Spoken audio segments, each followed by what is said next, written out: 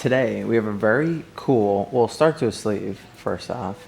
That's the coolest. Second off, it is a Lady Justice piece, Libra inspired. We have the nice female face, eyes covered, scales coming in. I've done a few of these. The scales can always be a little difficult to figure out how to incorporate in the piece. A lot of times when we look at these figures, they're holding the scale way off to the right or the left. Doesn't necessarily work for the typical tall rectangular space we're trying to fill up in the sleeves. So we have a side profile and we have the scales coming down the side going in perfect flow with the body. But today I want to focus more on the setup. We're going to be talking about two needles today. The Bishop 3RL, and then we have the Quadrant 7 mag. Just as backup, I have a Bug Pin 3RL, but I just want to focus on these two needles with you guys today. I'll be able to complete the whole piece with these. Each needle has its own movement, so I'm going to go over the needles and the movements that we're going to use throughout this piece. Let's get into it. So really simple method for the tattoo. I'm going to lay in the entire base with the 3RL, followed by the mag. So 3RL first, get all the structure in there, add value with the mag. So first, second, whole tattoo. With the 3RL, I'm going to be doing an oval shape. With the mag, I'm going to be doing pendulum. Kind of like airplane, land, take off. Taper on both sides. So circle, pendulum. Cool. So what are we starting with? 3. Alright, so we're starting with the 3. I want to show you the oval movement I was talking about. This is great for just kind of getting one shade in a certain area. Because you're moving in a circle or an oval, it's continuous, so you don't get like a harsh edge. And I'm just going in small circles. Obviously you can shade in the pendulum method, which will produce more of a line, like here. But we have this really cool, like jagged shadow, and I really just want to capture the shape, and to do so I'm going to be using that circle method.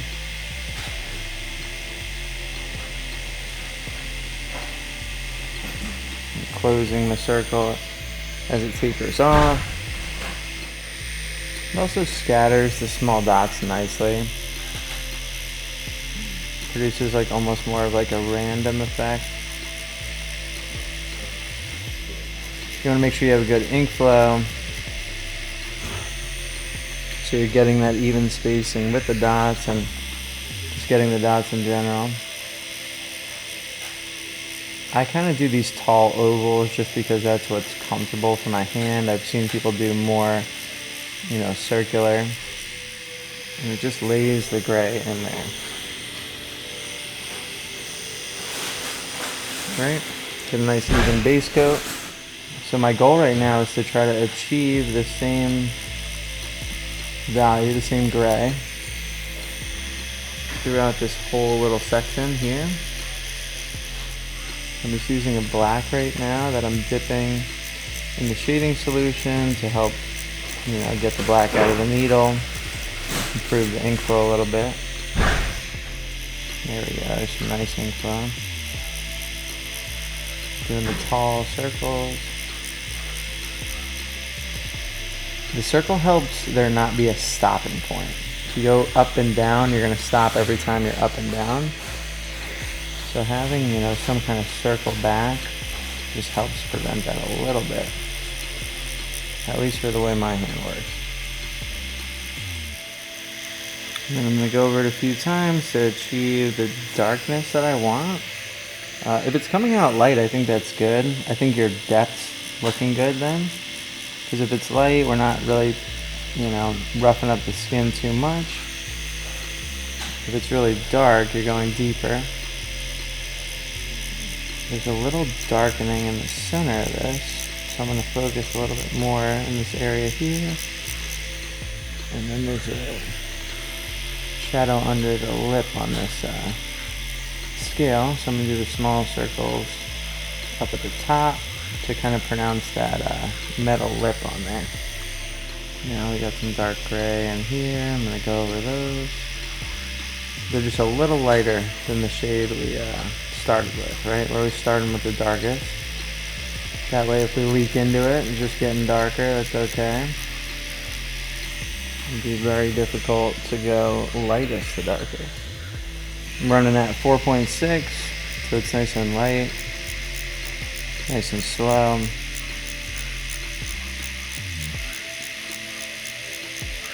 Gives me a little bit more leeway to move my hand slower.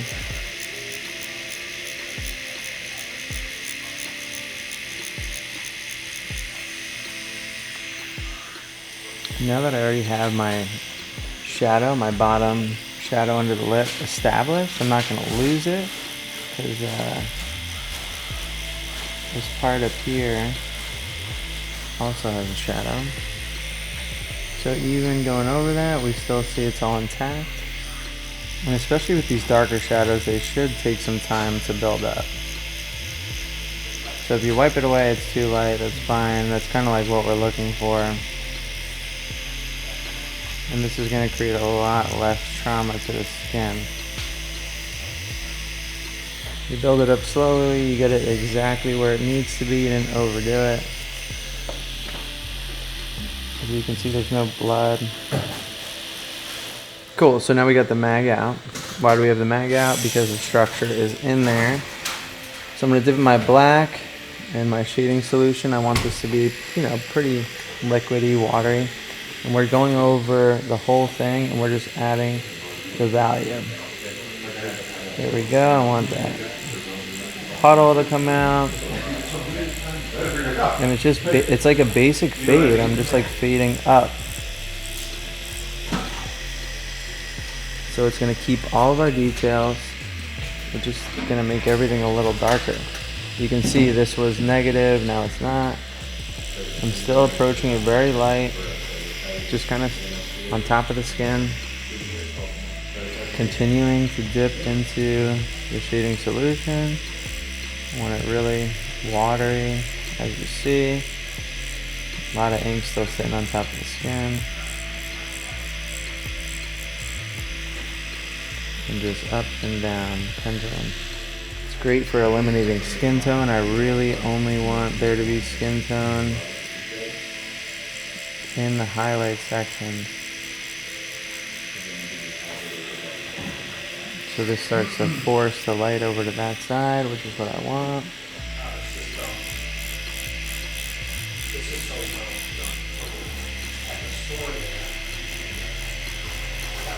There we go. Laying the base with the 3RL, over top with the mag, bump up the value. We have the same shades in there. We were able to make this side darker, this side remains lighter. We're just going to continue that method throughout the entire piece with those two needles. Alright, so I got all the details of the harden, which I did with the 3RL. Now we're going to do the same thing. We're going to bump up the contrast. So you can use either method, so I'll show both. So I have the 3RL right now, we're running at 4.5. I can use the circles and I can just go over everything, especially in tighter, smaller areas. I definitely prefer this method. I also want there to be some difference from the dark to this light lip. So I'm going to make sure there's like good contrast there. I'm just doing the circles. So this is the same thing we were doing with the mag before. It's just with the 3RL. I'm keeping in mind where I want the light to be. It's this way, right? So everything on this side is going to be lighter. Everything back here is going to be darker.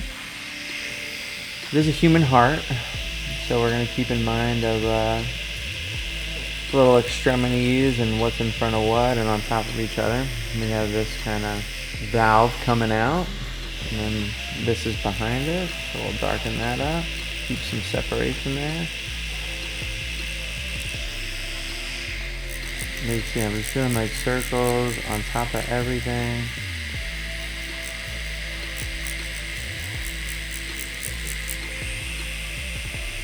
and it's kind of forcing the view over there. So it's almost like I'm going through it and I'm deciding, okay, what's dark, what's medium, and what's skin tone. That's what I'm trying to figure out with the 3RL. And I just get it to that. You know, I have dark, medium, and then the skin tone. Doing that everywhere. So same kind of 3 values everywhere. And now I come in to add these extra values, or what I'm calling the big shades, you know.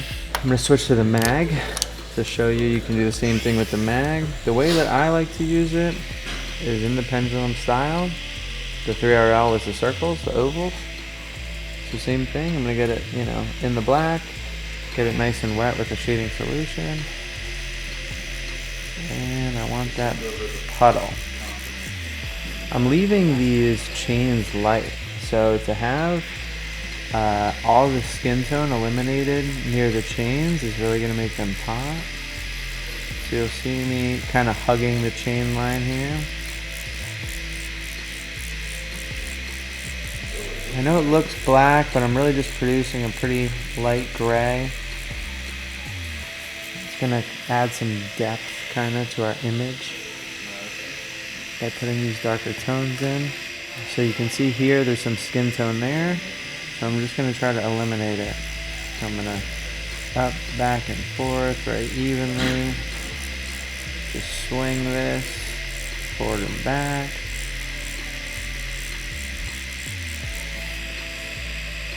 Nice, and it's kind of just dulling it, flattening it out a little bit, pushing it in the background. Anything that's on the left side gets a little more love, a little darker. And I'm not gonna go like crazy high contrast because I don't want to have the heart steal the whole show. I really want that happening more in the face, but I will have a slightly exaggerated grayscale just because it's fun. The heart's cool. So it's almost like I'll come in, I'll lay the details with the smaller needle. And then the bigger shades, which is sometimes shading over the entire thing, or sometimes just bigger shades in a small area, like right now, with the mag. Just gonna flick off this little lip down here to create some more separation between the heart. I think these big shades are great for showing where the light is and creating separation among the different elements in the piece. And it can be really nice for backgrounds, getting some soft backgrounds in there. And then just some final touches, I like some solid black. And if I want something like very dark, but not solid black, I'll do the back and forth kind of brushing just with black. I won't water it down at all, like I'm doing now.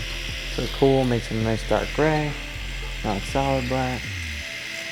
Do the same up here. Because if you do want that solid black, you really need to pack it as opposed to just like brushing it in. So we got the heart in there. I'm gonna go back, water it down a lot, and just create a little separation between the heart and the chains. Remember I said before, eliminating the negative space. So it's really just creating this nice light gray that shows it's not negative skin, therefore it's not chain. And then after we do that, we have to take a look and make sure that the value still makes sense. So darken this side up a little bit. Now this side's looking a little light. So we'll come back in and now balance it out. So because I made the right side just a little darker, separate from the chain, I'm balancing out on the rest of the piece to make sure it makes sense values-wise.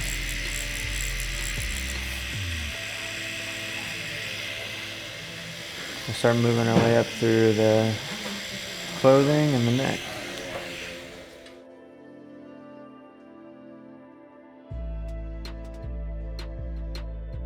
So with the hair, the clothes, the neck. These are all kind of secondary images. They're not our main focuses, so I want to keep them really simple. So this is a great time for me to come in and use this oval circle method. We're going to keep things simple. It's going to be simple shades, simple fades, no crazy details. So you can see me building these. They're just kind of these big blocks. As opposed to the heart, where we want a little bit more focus, we see the detail. The hair is really going to break down simple. So each strand, I'm just going to run the circles in, just to give them a little bit of color. If we have a thicker hair or strand on the side, I'll run through it. And then just do smaller circles on the side of it. Just like that. That'll give us a little depth, a little action there. So you can see I'm creating my circles off the heart, create a little bit of separation from the heart to the hair. I don't want to get too crazy.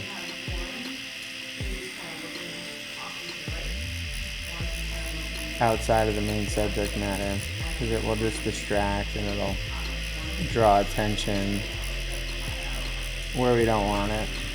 You know, I want people looking at the face, the heart.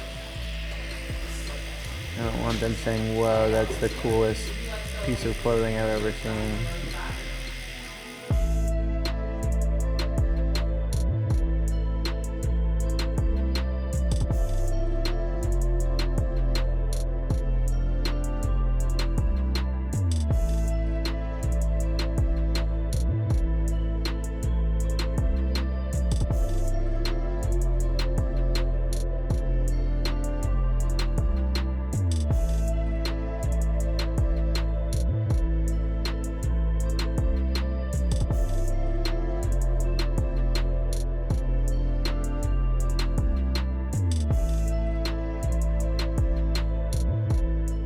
We are pretty much at the end here. Just getting some final highlights. So right now I'm using a 7. So I lied to you guys about using the 2 needles. Wasn't sure if I was gonna put white in here. But as you can see, we really got the whole thing in there. We got some nice high contrast with the chain, the heart, all the things we got going on down here. It lightens up as we hit the face, into the hair. Want it very obvious that the light's coming from up here, this heavy cheek shadow. And now, just getting the final whites in, and we'll call it a day.